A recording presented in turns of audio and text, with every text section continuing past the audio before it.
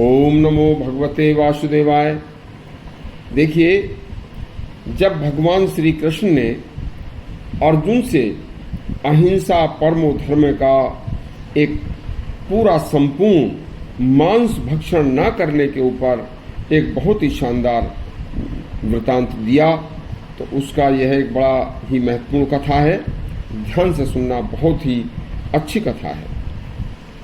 भगवान कहते हैं, हे अर्जुन, संसार की रक्षा के लिए तथा धर्म की रक्षा में रूढ़ा तथा अति दुष्ट लोग तथा सज्जन व धर्मज्ञ, धर्मशास्त्रों पर चलने व चलाने वालों का रास्ता रोकने वालों को, या जो हिंसापूर्ण कार्य करते हों या जो दुष्ट हैं, उनका मारना, उनका दमन करना हिंसा की श्रेणी में नहीं आता।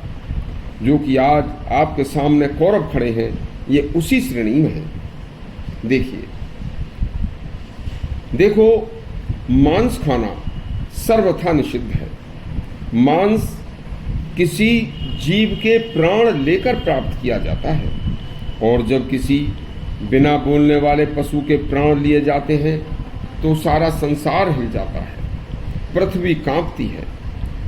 देखिए, जो दिव्य शक्ति प्रकृति चलाती है वह इस जघन्य कार्य से कुपित होती है, और जब फिर प्रकृति के कार्य जो होते हैं उसके प्रकोप से, प्रकृति के प्रकोप से सूखा, अतिवर्षा से सर्वनाश होता है।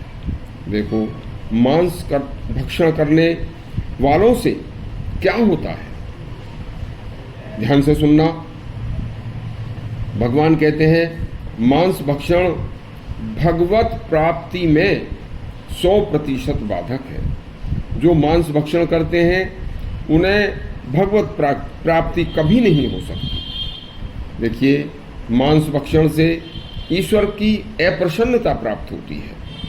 मांस भक्षण से संपूर्ण बुद्धि का नाश होता है। मांस भक्षण, मांस खाना महापाप की श्रेणी में आता है। मांस भक्षण करने वाले को यह लोक तथा परलोक दोनों ही लोकों में दुख मिलता है।